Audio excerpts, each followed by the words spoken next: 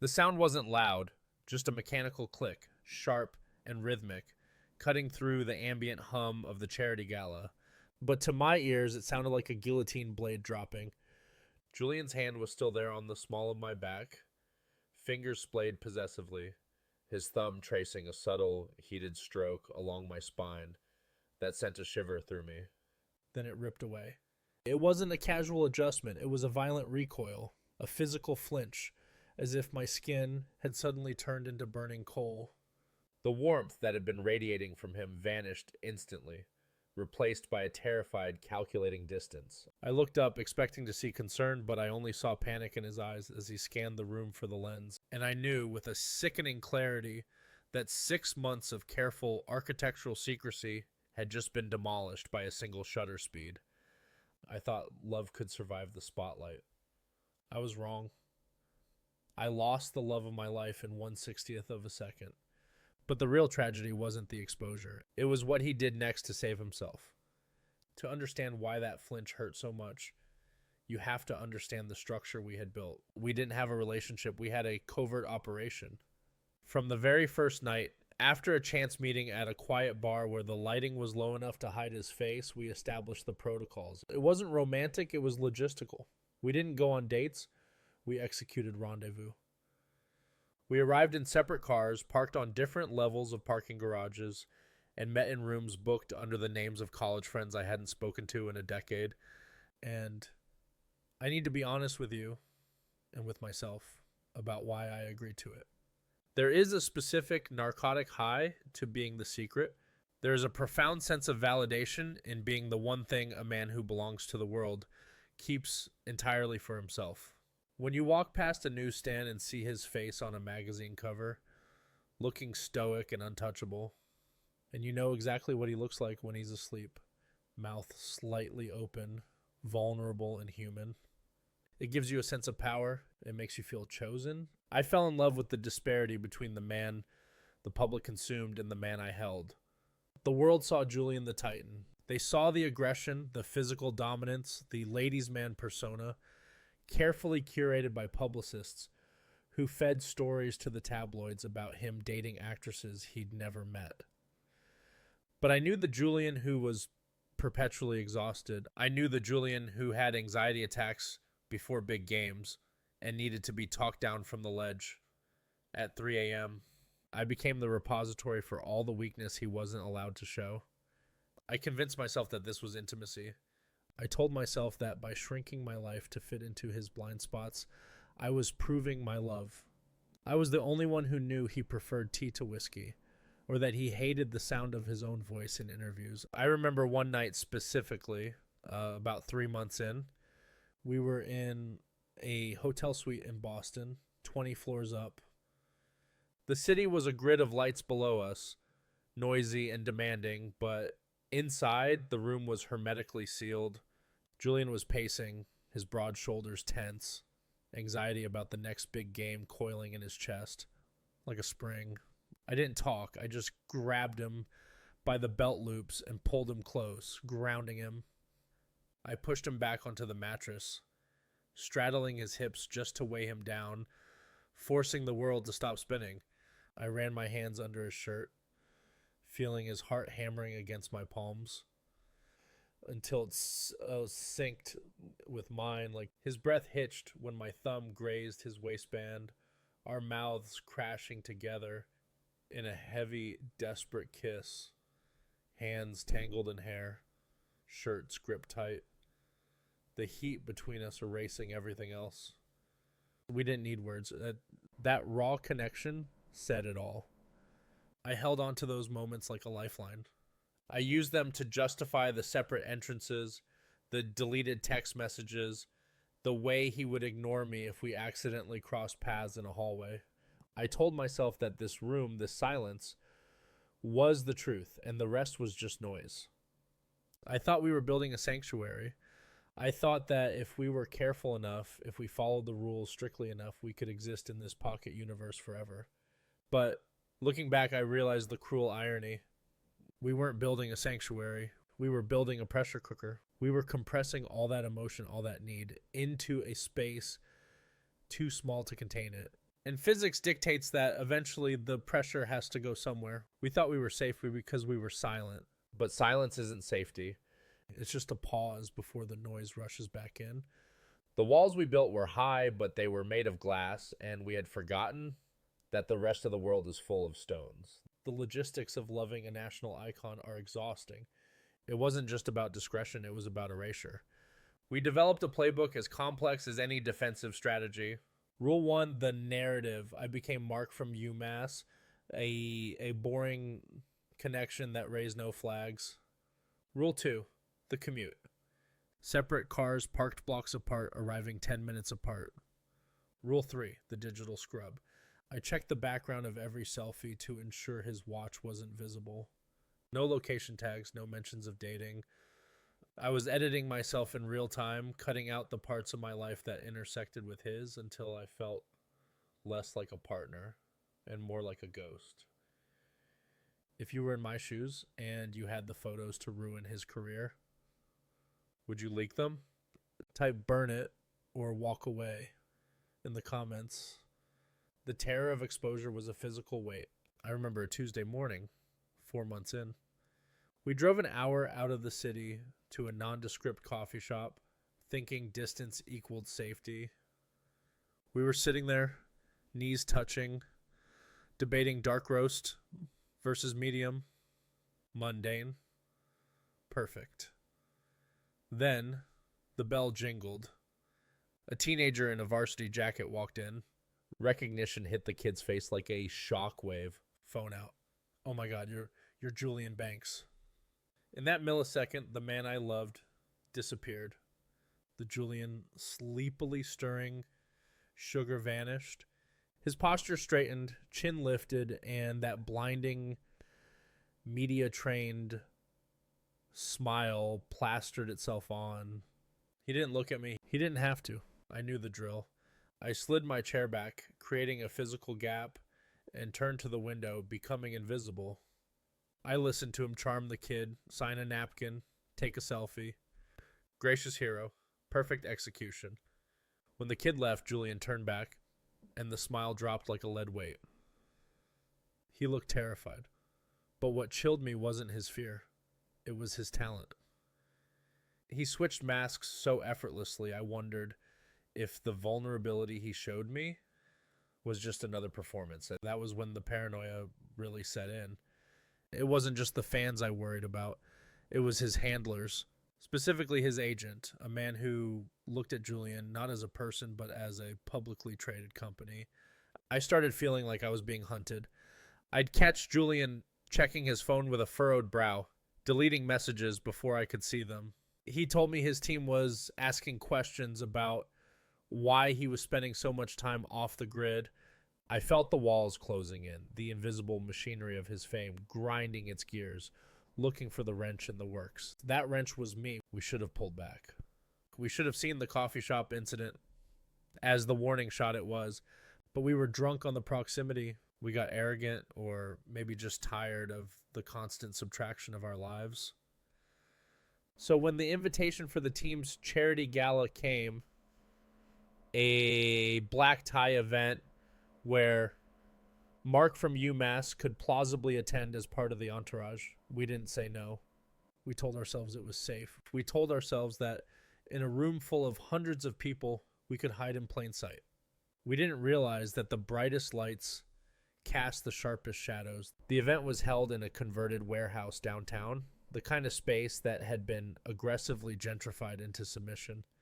Exposed brick met crystal chandeliers, a perfect metaphor for the night. Raw money dressed up as altruism. The air was thick with expensive perfume and the low-frequency hum of hundreds of people trying to impress each other. For the first 2 hours, we were perfect. I played the role of Mark from UMass with Oscar-worthy dedication. I held drinks, I laughed at jokes I didn't hear, and I stayed exactly 3 feet away from Julian at all times. I was a satellite, orbiting but never touching. Julian was in his element. Or rather, the idea of Julian was in his element. He was shaking hands, clapping donors on the shoulder, flashing that $1 million smile that sold sneakers and energy drinks. But I was watching his hands. I saw the way his fingers twitched against his tuxedo pants. I saw the tightness in his jaw that only released when he took a sip of scotch. He was performing, and the performance was draining him by the ounce. I wanted to reach out and steady him, but the 3-foot rule was absolute. We were operating on a frequency that only we could hear, exchanging glances that carried entire conversations about how much we hated this, about how we couldn't wait to be back in the silence of the car. By midnight, the crowd had thinned, and the music had shifted from polite jazz to something with a heavier bass line. The formal lines of the party were blurring. Ties were loosened. Voices were louder. We found ourselves in a semi-private alcove near the bar, technically visible but shadowed enough to feel separate. It was a moment of shared exhaustion. We had survived the gauntlet. The worst was over. That was the lie we told ourselves. The adrenaline of the performance was fading, leaving us with just the raw, unfiltered reality of our connection. The shadow of the pillar hid our faces. Julian leaned in, his mouth hovering an inch from my ear. The smell of expensive scotch and his own heat was dizzying. He whispered, "I want to get you out of here. Now!" The hunger in his voice was raw, vibrating through me like a current. We were standing close, too close for college buddies, but perhaps acceptable for two men sharing a drunken confidence. He made a joke about the team owner's toupee, and I laughed, a genuine, chest-deep laugh that broke through the tension. For a second, we forgot the cameras. We forgot the contracts. We were just two guys in a corner, tired and in love. That was when the slip happened. It wasn't a kiss. It wasn't a grand declaration. It was muscle memory, a lingering echo of that uncontainable desire. Julian turned to leave, to head back toward the main floor, and as he turned, his hand instinctively went to the small of my back to guide me. It was a gesture of protection, of intimacy, something he had done 1,000 times in the safety of our hotel rooms. His fingers splayed against my jacket, his thumb pressing gently into my spine. It lasted maybe 3 seconds, but in the visual language of public figures, 3 seconds is an eternity. I saw the flash before I heard the shudder. It came from the mezzanine above us, a sniper's perch for a freelance photographer looking for the money shot. The white light blinded me for a heartbeat, freezing the moment in stark, high contrast relief. Julian's hand on my back, my body leaning into his, the intimacy undeniable. That was the moment the guillotine dropped. The physical recoil I described earlier happened in a blur. The shove, the distance, the terrifying switch in his eyes. I stood there, adrenaline flooding my system, expecting to see a partner. Instead, I saw a stranger tracking the photographer, calculating angles, estimating damage. The warmth was gone. The love was gone. In its place was a cold, terrifying pragmatism. He looked at me not with concern, but with the resentment of a man who realizes his luggage is too heavy to carry through customs. The music was still playing. The party was still raging, but between us, the silence was absolute. It was a vacuum, sucking the air out of my lungs, leaving me gasping in the middle of a celebration. The aftermath wasn't a conversation. It was an evacuation. I didn't leave with him. While his security team formed a phalanx around him, guiding him toward the VIP exit like he was a head of state under threat, I was left standing by the bar with a half-empty gin and tonic. I took an Uber home.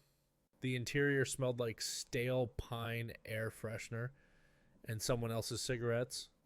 A gritty, nauseating reality that felt appropriate. I spent the entire 40-minute ride staring at my phone, waiting for the 3 dots that signify someone is typing. I was waiting for the apology. I was waiting for the, "I panicked, I'm sorry, come over." But the screen stayed black. When I got to my apartment, the digital wall had already been erected. I tried to call him just once, and it went straight to voicemail. That was the first blow.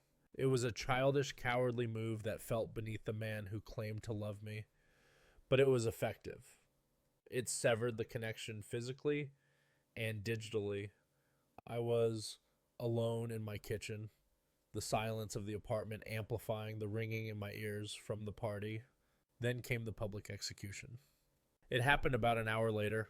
My phone lit up with a notification from Instagram Julian had posted. My stomach dropped, a sensation like missing a step on a staircase in the dark. I opened the app. It wasn't a statement written by a publicist. It was a photo of him and a female model who had been at the event, someone he hadn't spoken 2 words to all night. They were laughing, heads thrown back. The caption was short, brutal, and calculated. Always good to catch up with the real ones. Ignore the noise. Focus. It was a masterclass in gaslighting. By dismissing the noise, he wasn't just denying the rumor. He was erasing me. He was telling millions of people that what they thought they saw, that moment of tenderness, that slip of the mask, was a hallucination. He was reasserting his narrative so aggressively that my existence became a punchline. I sat on my floor, reading the comments flooding in. King, tell him. Media always reaching. Every comment was a brick in the wall he was building to keep me out. I realized then the difference between privacy and shame. Privacy is a door you close to keep something precious inside. Shame is a hole you dig to bury something you don't want anyone to see. For 6 months, I thought we were private. In that moment, reading those comments, I realized I wasn't like a treasure to be hidden. I was just a dirty secret he was terrified would stain his reputation. The final insult arrived at 3:00 a.m. It wasn't a text from Julian. It was a message from an unsaved number. Visual text message on screen. Mr. Evans, this is regarding the incident tonight. We strongly suggest you refrain from speaking to any media outlets. We are reviewing the terms of your association. Do not contact Julian. If you received a legal threat from your partner's team at 3 a.m., would you fold or fight? Pause the video and tell me. It was the fixer, the handler I had feared. In 2 sentences, they had reduced our relationship, the late-night confessions, the shared fears, the love, to an association that needed to be reviewed. I wasn't a partner who had been hurt. I was a liability to be managed. I was a loose thread on a $10 million sweater, and they were getting ready to cut me off. I stared at the screen until the words blurred. I didn't cry. I was too cold to cry. I just felt a dawning, icy clarity. I couldn't let it end with a lawyer's text. I needed to hear him say it to my face. I didn't listen to the text. I knew the stadium's layout better than his security team did. He'd shown me the shortcuts himself during those late-night tours when the arena was empty and silent. I waited in the concrete throat of the players' parking garage. It was a brutal industrial space, smelling of oil, damp concrete, and the sharp metallic tang of exhaust lit by buzzing fluorescent tubes that made everything look sickly and pale gray. The air was freezing, but I was sweating. He appeared an hour later.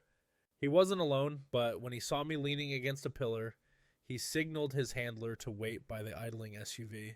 He walked over to me, but the walk was different. It wasn't the loose, easy gait of the man I knew. It was the stiff, armored walk of the athlete entering the arena. He stopped 5 feet away.